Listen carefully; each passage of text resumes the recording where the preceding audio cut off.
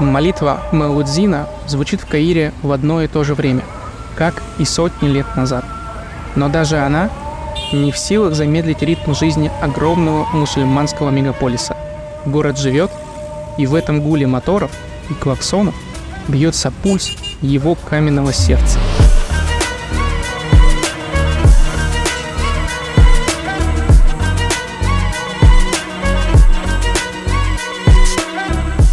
Сердце новой столицы будет цифровым.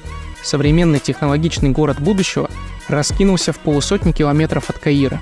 Здесь уже построен самый высокий небоскреб в Африке – Iconic Tower.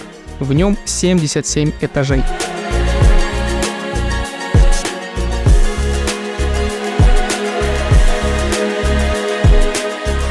Старый же Каир похож на Москву 90-х. Здесь шумно, грязно и тесно. Кругом, как узоры на ковре, пестрят уличные лавки и витрины магазинов, где готовы предложить вам все, от эфирных масел до рассказов о знакомстве с Мухаммедом Али. Кажется, ребята, что Мухаммед Али был здесь. Торговля – древнее искусство Востока. Местные этим живут. Или выживают. Свести концы с концами в современном Египте – задача не из простых. Сейчас в Египте, если честно, очень плохо. Люди живут, смеются, но...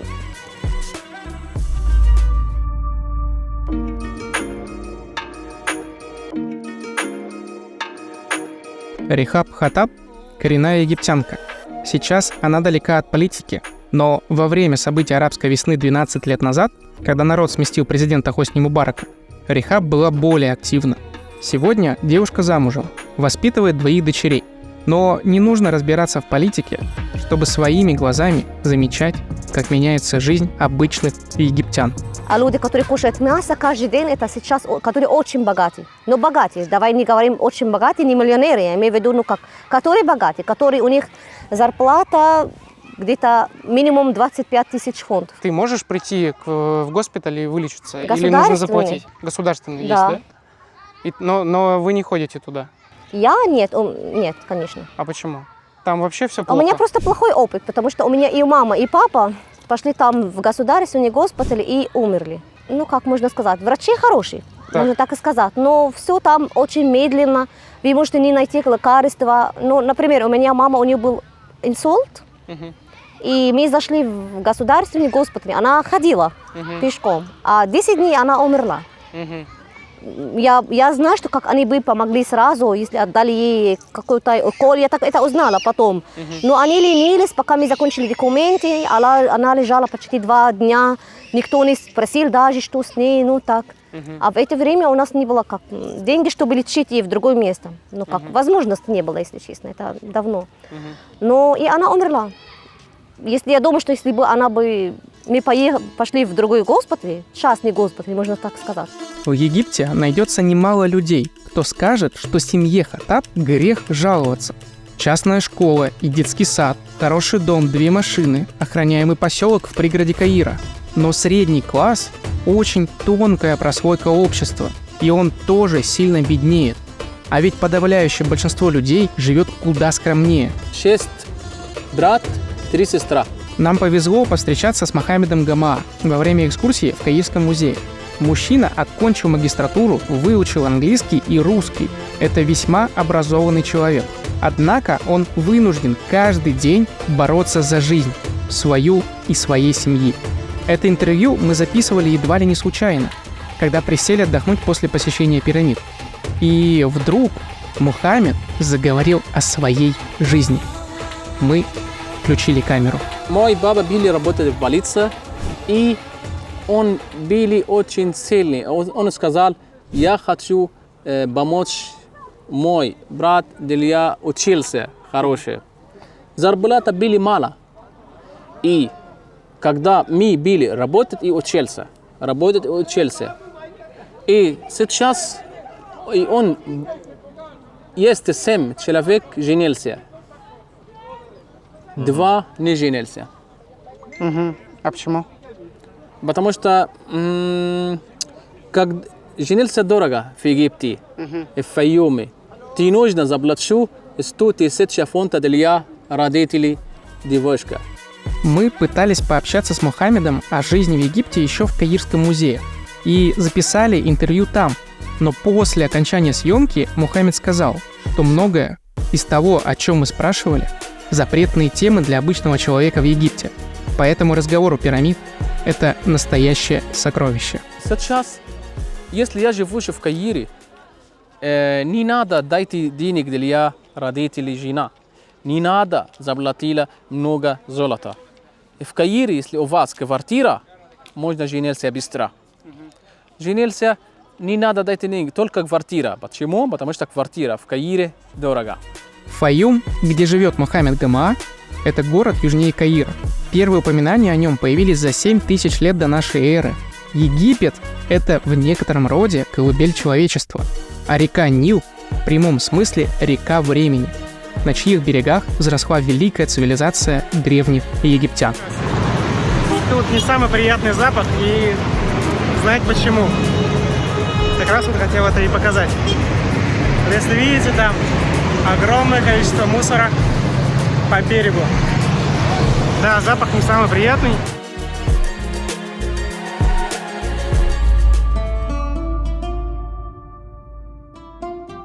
Египет расположен в северной части Африки и западной окраине Азии. Омывается Средиземным морем с севера и Красным морем с востока. Египту принадлежит один из самых крупных искусственных каналов – Суэцкий, который соединяет эти моря, открывая короткий путь из Атлантического в Индийский океан. На побережье Красного моря находятся известные курорты Шарм-эль-Шейх и Хургада. В самом море располагаются богатые месторождения нефти. И именно здесь Моисей вел свой народ по дну морскому. 96% территории Египта составляет пустыня, и только 4% приходится на дельту и долину реки Нил, на которой проживает 99% населения. Столица Египта – Каир. Население мегаполиса 25 миллионов человек. Для сравнения, население всего Египта – 109 миллионов человек. Каир – это город, в котором находятся великие пирамиды Гизы и самая большая коллекция мумий во всем мире. Но и это не все. Каир погряз в мусоре, нищете и встал в огромных пробках. В 2015 году президент Египта Абдул Фатах Аль Сиси инициировал создание новой административной столицы Египта в 50 километрах на восток от Старого Каира.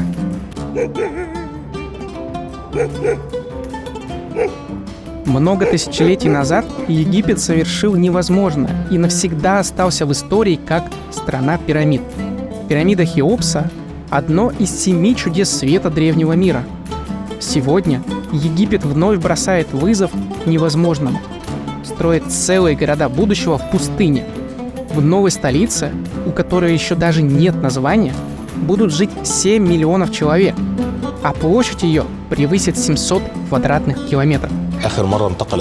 Новая столица – это национальный проект в Египте. Последний раз мы сменили столицу в 972 году. Это событие важно для всего современного мира, а не только для Египта. Смена столицы – это правда амбициозный проект. Но как это решит текущие проблемы? Откуда у Египта деньги на такую масштабную стройку? Не станет ли это местом, где живут только приближенные, а остальные останутся неудел? Что об этом думают обычные люди? Ответы на эти вопросы мы искали на улицах Каира среди простых египтян. Друзья, мы находимся сейчас в самом центре Каира, рядом с площадью Тахрир, в одном из переулков.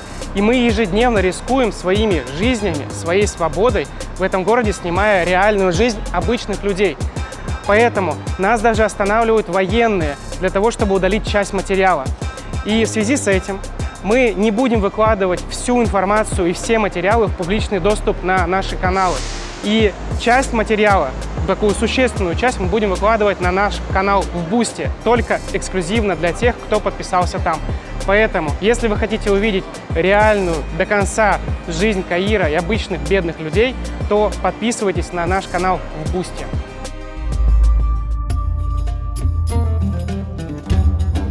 они накладывали там все деньги, которые были в государстве, чтобы строить все это, как Айконская башня, все это. Откуда эти деньги? Это мечеть, который очень большой. Откуда эти деньги? Это вообще, конечно, откуда? Как вы думаете, откуда эти деньги? Ну, это люди, получается, Конечно. которые не получают Конечно. деньги. Сейчас все здесь платно в Египте сейчас. И налоги стали очень большие. И все сейчас платно. Все очень подорожалось. Какие проекты сейчас в Египте, чтобы как мы можем, как у нас жизнь будет лучше? Ну, люди живут, ну как живут. А все знают, что как дальше даже будет хуже. Рихаб побывала в новой столице впервые и только благодаря нам. И вряд ли окажется там во второй раз. Девушка объективно оценивает реальность. Сегодня купить квартиру даже в старом Каире большинству людей не под силу. Что уж говорить о новой столице. Недвижимость дорожает страшно. За последние годы в 3 раза. Мохаммед Гамаа, наш гид, мечтает о квартире в Каире. Но эта мечта от него все дальше. Поэтому аппетиты приходится поумерить. Я работаю каждый день, я хочу купить машина. Только машина. Машины тоже дорожают. Китайский кроссовер с пробегом обойдется под 1 000 000 фунтов, как жилье в Каире. Представьте, если бы в России машина стоила 20 миллионов рублей. Да что там машина? Даже пообедать в Макдональдсе для многих роскошь. Мохаммед Гамаа рассказывает, средняя зарплата в Египте 6 тысяч фунтов, а расходов 25 тысяч. Он не купит каждый день, он не купит одежду каждый месяц. Он можно кушать мясо 2 раза в неделю. Он не сигарет. Он не машина. Он не сделали большая дома. Он не кушает в дорогой ресторан. Он дети не учился в дорогая школа. Мухаммед каждый день тратит на дорогу в Каир и обратно столько, сколько обычный человек тратит за целый день. И не каждый день у него получается заработать. Зимой есть много работы. Летом 6 месяцев. Мало. Мало работы. Я работаю здесь, если деньги здесь остават для я купить мясо, я купить фрукты, я купить одежда для как семья. И если есть 100 фунтов, 200 фунтов остават на летом. Потому что летом надо много денег и мало работы. Бедность не дает сидеть дома не только мужчинам, но и женщинам. Рихаб в течение всего декрета приходилось работать, чтобы обеспечить уровень жизни, к которому они привыкли. В Египте надо и муж, и жена работать, потому что если муж только работает, никогда никто не сможет жить хорошо, можно так сказать. Пропасть между богатыми и бедными в Египте с каждым годом увеличивается. По словам Мухаммеда, 90% населения влачат жалкое существование, а 10% живут в роскоши. Если богатый человек, немного богатый человек, мало человек богатый, и у него очень-очень много денег. То есть их мало, ну, там, условно, 5 человек, мало, вот их там 100, а этих 5, мало. Но у них очень много как денег. 10% богатые. 10% богатые, Богатые. но очень сильно богатые. Миллиард. Ну, конечно, все дорого. Памперсы, все дорого. Яйца, даже сейчас одно яйцо сейчас 5 фунтов. Вообще, год назад можно, я думаю, было как 3 яйца за 5 фунтов. Сколько нужно лет или месяцев, лет, чтобы накопить на квартиру? Ну, вот на какую-то. Сейчас не может. Никто не может сейчас. Никто не может Нет, сейчас конечно. накопить. Которые у них 10, 15, 20 тысяч фунтов, конечно. Как вообще просто это хватит, чтобы кушать мясо. Ну, вообще можно так сказать, не мясо. Чтобы кушать и лекарства, и жить как нормально. Но не забудь, что как у нас в Еще школе дети, есть. да. У нас в школе сейчас все платные школы. Есть и государственные, которые очень плохие. А в школе мы платим очень много денег. Однако есть супер обеспеченные люди, которые могут позволить себе Toyota Land Cruiser, Mercedes-Benz и даже Lamborghini или Bentley. Нам как раз попался такой автосалон. В то же время инфляция, растущий разрыв между богатыми и бедными, валютный кризис. Произошло бы это все, если бы не случилась арабская весна в 2011 году. насколько по-другому жили бы эти люди, которые не потеряли бы свою страну 2 раза подряд. Изменит ли ситуацию строительство новой административной столицы?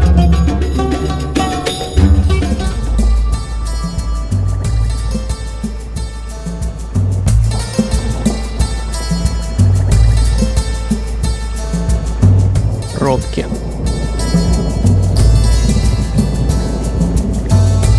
Это проблема Каира, которую ты замечаешь в тот же момент, как приезжаешь сюда.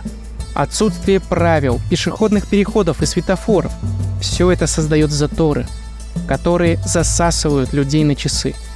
Мы очень долго добирались по широкому шоссе, которое огибает город, хотя расстояние всего около 20 километров, чтобы взять интервью у Рехаб. Ее муж ездит туда-обратно на работу каждый день. У него работа утром, когда вообще очень пробка. А он заканчивает где-то в 6, когда тоже пробка. Поэтому получается у него где-то 1,5 часа туда, 1,5 часа обратно. Но если не было пробок, тогда час. Но постоянно он в пробке. Каждый день работаю. 9 утром. Закончил 16, 3 часа из Файюма и 3 часа обратно на Файюме. Эту проблему внутри Каира довольно сложно решить. Пришлось бы сносить целые районы, в которых живет немыслимое количество людей. Проще построить новый город и переселить туда часть населения. Но кто покупает квартиры и кому они по карману в новой столице? New Administrative Capital — это столица не только для богатых, это столица Египта и Африки, в которой будет жить много иностранцев и обычных людей. Пока мы не построили нашей компании Compound, я купил 11 квартир для инвестиций. Давайте отойдем от наших друзей и разберемся, что такое новая столица Египта. New Administrative Capital расположена в 150 километров на восток от Каира и занимает огромную площадь более 700 квадратных километров. Это примерно как Сингапур и в 1,5 раза больше Каира. Добраться туда можно 2 путями – по широкому шоссе или же по монорельсовой дороге. На текущий момент идет 2-й этап строительства. Основные задачи, которые поставлены перед новой столицей, это решение проблемы перенаселения старой столицы Каира, от чего собственные пробки. 2. Привлечение международных инвесторов и преодоление валютного кризиса. И 3. Повсеместная цифровизация и порядок, которого так не хватает старому Каиру. Кто будет покупать ее? У египтян же нету денег. В основном покупают недвижимость для инвестиций. Те, у кого есть свободные деньги, это самый массовый инструмент для инвестиций в Египте. Строительство новой столицы – это не только колоссальные усилия, но и огромные вложения. Объем инвестиций оценивается в $59 миллиардов. Чтобы их не потерять, государство ввело жесткий контроль за застройщиками. В новой столице Египта, если застройщик банкротится, то его земельный участок и проект передается другому застройщику, который более благонадежный. Государство в этом случае выступает как гарант и контролирует каждый этап стройки. Нашей компании нравится, что русские инвестируют в новую столицу. Они меняют облик нашего будущего. Завершению строительства новой столицы египтянам мешает постоянная череда мировых событий. Пандемия коронавируса, санкционные войны 2022 года, да и нынешний палестино-израильский конфликт не ускоряет процесс, а скорее затянут. Это отражается и на простых людях, таких как Рехаб. Один раз просто случилась проблема, но когда я работала в Русском культурном центре, вообще в Украине подумали, что как я поддерживаю Россию, и я за Россию, их войны, и решили не общаться со мной. То есть тебе сказали, что ты поддерживаешь Россию? Да, одна студентка мне написала: так, Рехаб, я больше не хочу продолжать с тобой, ты работаешь в Русском культурном центре, ты за Россию. А я сказала ей: дорогая, вообще я даже не знаю, о чем вы говорите, я о политике вообще ничего не знаю, я даже не хочу не люблю разговаривать. Это последний раз, когда я разговаривала очень много о политике, когда у нас была революция 10 лет назад. Средние стали беднее, а бедные стали очень-очень бедные, можно так сказать. То То есть богатые богатеют, бедные Богатые беднеют. всегда богатые, которые у них доллары, это считаются богатые. Потому что богатые, которые постоянно в доллар, у них система, ну, как, жизнь не поменялась, потому что даже лучше. Доллар стал лучше, как выше, можно так сказать, подниматься, то так. А средние стали как беднее, как я вам сказала, стали Еще очень беднее. бедные. Да. А чем зарабатывают вот эти, которые богаты, вот 40 тысяч, которые зарабатывают? Чем они занимаются? Все, которые работают в компьютере, программисты, у них, машаллах, очень хорошая зарплата, которые у них свои бизнесы, которые работают в real estate, то я знаю, как Недвижимостью что недвижимости, да, которые работают в недвижимости, тоже я знаю, что как у них хорошая зарплата, комиссия есть.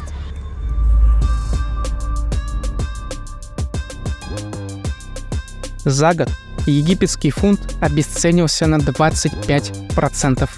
Общая инфляция в 2023 году достигла рекордных 38%. Несмотря на все трудности и экономические проблемы в стране, каждый год рождается 3 миллиона детей. Дайте денег для бедных человек, для мужей, живущих этот дорого. И все много дорого сейчас, потому что есть проблемы России и Украины. Пока власть строит себе отдельный город, а риэлторы поют дифирамбы и зарабатывают на продаже недвижимости, простые люди все так же борются за кусок хлеба, который дорожает у них на глазах. Какая страна достанется будущим поколениям? Мусульман нужно помочь бедных человек. Я кушать. Если человек без кушать, я не могу кушать, и он не кушает. Если у меня 100 фунтов, 50. А как думаешь, а что будет дальше? Будет лучше или будет хуже? Аллах знаю. И я думаю, будет лучше, потому что были в Египте революция. Сейчас не революция. И я думаю, все будет хорошо. Ну как ты считаешь, будет дальше лучше или хуже? Ну вот просто по ощущению жизни. Хуже, конечно. Хуже будет? Конечно. А все знают это.